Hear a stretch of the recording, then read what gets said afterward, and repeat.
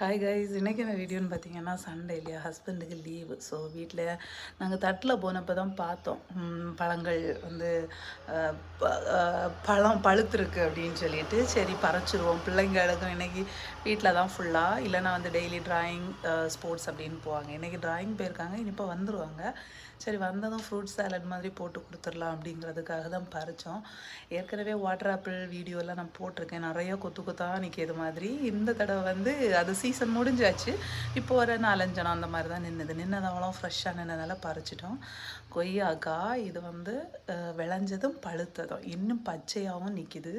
1-2 நரிச்சி கடிச்சிருக்கு. இனி நரிச்சி கடித்தது வந்து பிள்ளைங்களுக்கு கொடுக்க வேணான்னு பறிக்கலை, அதுங்களே சாப்பிட்டுட்டு போட்டோன்னு விட்டுட்டோம். இது முந்திரி பழம். அதுக்கு பிறகு முந்திரி வந்து பழுக்கலை, விளைஞ்சிருக்கு.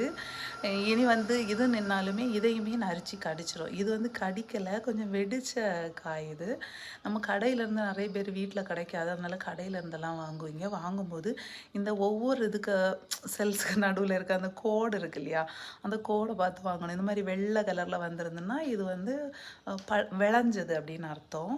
இப்படி இல்லை அப்படின்னா சிலது வந்து அந்த வெள்ளை தெரியாது, கொஞ்சமாக தான் அந்த பச்சையாக தான் தெரியும். அப்படி இருந்தனா விளையலைன்னு அர்த்தம்.